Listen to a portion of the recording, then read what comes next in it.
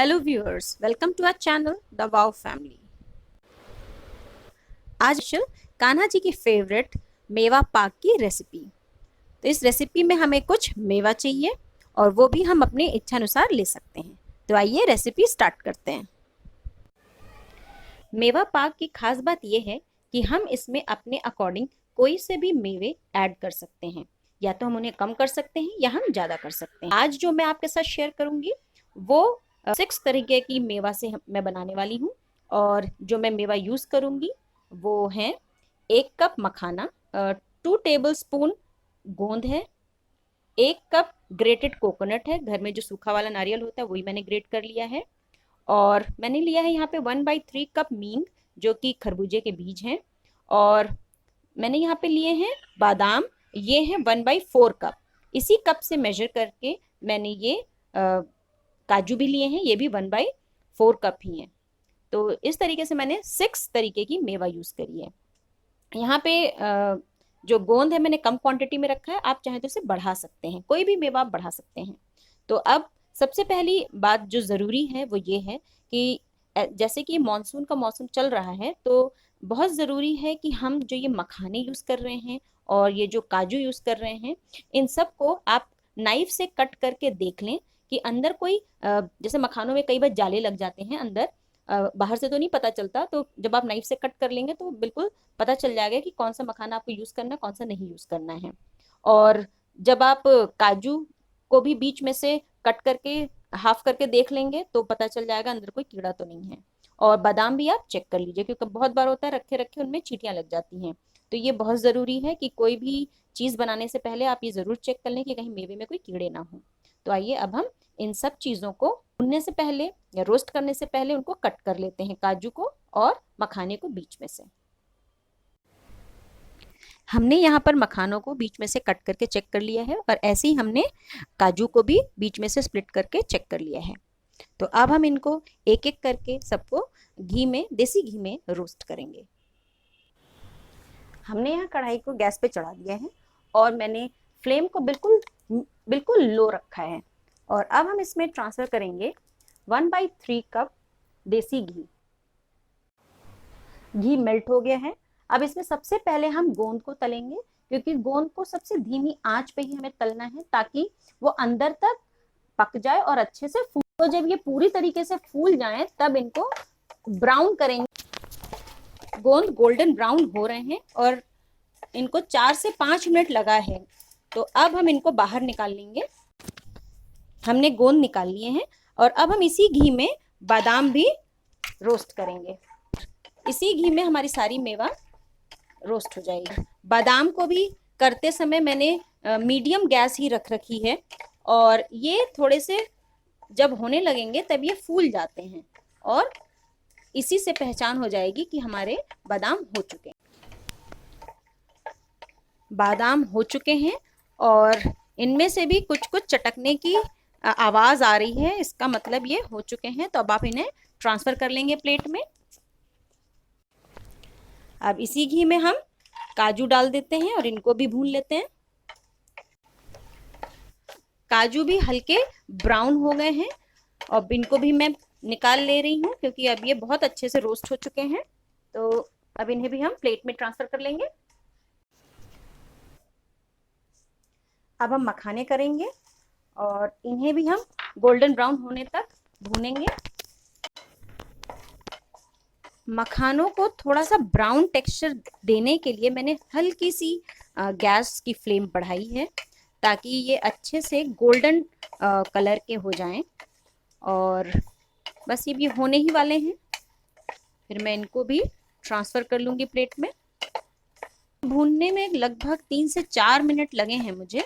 अगर आपको लगता है कि मेवे तलते समय किसी समय, मान लीजिए जैसे मैंने अभी मखाने लिए थे कट करके, तो उनकी वजह से घी काला हो गया था, तो अगर कभी आपके साथ ऐसा होता है तो आप घी को या तो छान लीजिए या फिर आप उसे हटा दीजिए और थोड़ा सा घी ले लीजिए। जैसे मैंने क्या किया, मैंने वो वाला घी जो ब्लैक हो गया था वो हटा दिया। मैंने यहाँ पे 1 स्पून घी ले लिया है। तो अब इसमें ये गर्म हो चुका है घी और इसमें अब मैं जो खरबूजे के बीज हैं उनको तल लूंगी। तो अभी इनमें चटकने की आवाज़ आनी शुरू हो गई है। बस कुछ ही देर में ये बस होने ही वाले हैं। हमारी मीन फूल भी गई है और हल्का सा ब्राउन भी हो रही है। और अब हम इसमें ऐड कर देंगे हमारा ग्रेटेड कोकोनट, तो वो भी हो जाएगा। और अब इन दोनों को लगातार स्टेयर करते हुए बस 1 मिनट के लिए पका लेंगे, को ट्रांसफर कर देंगे प्लेट में। सारी मेवा जो हमने रोस्ट करी है, अब एक एक करके उसे हम मॉर्टर में दरदरा कूट लेंगे। तो थोड़े थोड़े बादाम इसमें मैं डालती रहूंगी और कूट लूंगी। तो इनका हमें बिल्कुल फाइन पाउडर नहीं बनाना है। काजू भी थोड़े थोड़े लेकर के दरदरा कूट लेंगे।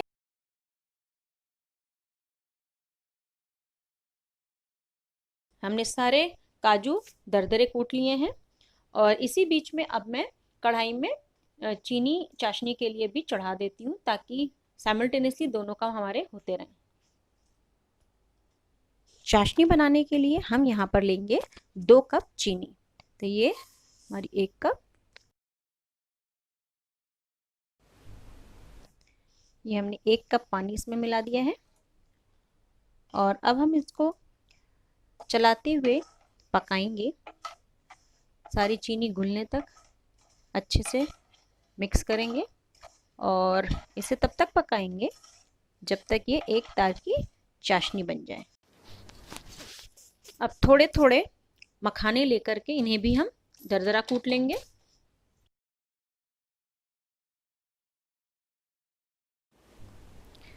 हमारे मखाने कूट चुके हैं, अब सिर्फ गोंद बचा है और उसको लास्ट में हम दरदरा कूट के सारे मेवे हमारे कंप्लीट हो जाएंगे।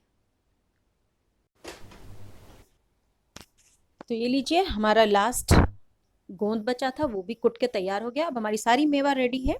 अब हम इसकी आगे की तैयारी करते हैं जमाने की। चाशनी में बहुत अच्छा सा बॉईल आ चुका है और अब हम इसमें डालेंगे 4-5 कुटी हुई इलायची का पाउडर। इससे बहुत अच्छी खुशबू भी आएगी और बहुत अच्छा फ्लेवर आएगा हमारी पाग में। तो बस अब ये उबाल आ चुका है, थोड़ी देर और पकाएंगे ताकि अब ये इसकी थिकनेस थोड़ी बढ़ जाए और ये एक स्ट्रिंग की चाशनी बन जाए। तो भी थोड़ी देर पकाना पड़ेगा। यहाँ पर मैं कुछ केसर के स्ट्रैंड्स डाल रही हूँ, ये प्योरली ऑप्शनल है। चाशनी को अब हम चेक करेंगे कि एक तार की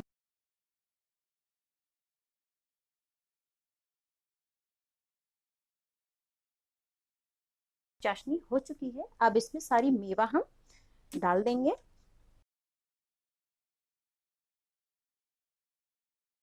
हमें चाशनी को एक तार से ज़्यादा नहीं पकाना है, क्योंकि अगर हम उससे ज़्यादा पकाएंगे तो उसमें 2 तार बन जाएंगे और उससे हमारी जो पाग है वो बहुत हार्ड जमेगी। इसलिए हमें इस चीज़ का बहुत ध्यान रखना पड़ेगा कि चाशनी बस एक तार तक ही हो और तभी हमें इसमें मेवा डाल देनी है। और अब इसको चलाते रहना है जब तक कि जमने वाली कंसिस्टेंसी ना हो। जमने की कंसिस्टेंसी तभी होगी जब सारी चीज़ें आपस में मिल जाएं और आपको लगे कि अब इनमें ज़रा सा भी चाशनी अलग से ना दिखाई दे, चाशनी पूरी एब्जॉर्ब हो जाएगी, तब ये जमने वाली कंसिस्टेंसी में पहुंच जाएगा। अब आप देख सकते हैं कि यहाँ पर सारी मेवा और चाशनी बहुत अच्छे से मिक्स हो गए हैं। तो अब ये राइट कंसिस्टेंसी है जब ये जम जाएगी। तो अब मैं यहाँ पे गैस बंद कर रही हूँ और अब इसे मैं ट्रे में ट्रांसफ़र कर देती हूँ। तो यहाँ पर मैंने सारी मेवा और चाशनी का मिक्सचर यहाँ पे ट्रांसफ़र कर लिया है इस ट्रे में। और अब मैं इसको अच्छे से स्पून से या स्पैचुला से ही पहले दबा लेती हूँ।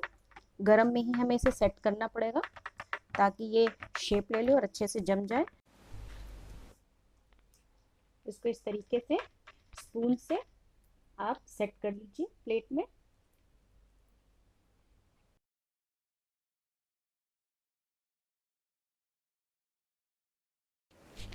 तो ये लीजिए, हमारी पाक सेट होने के लिए रेडी है और बस अब इसे 5 to 10 मिनट्स ठंडा होने देते हैं और फिर हम इसमें अगला प्रोसेस करेंगे।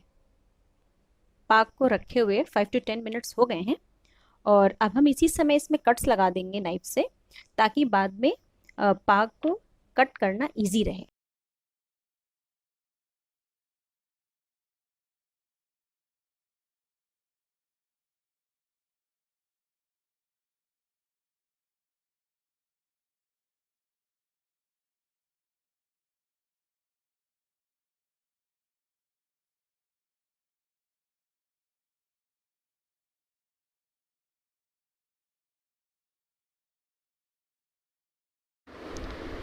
हमारी पाग बहुत अच्छे से सेट हो चुकी है और अब हम इसके पीसेस निकाल लेते हैं।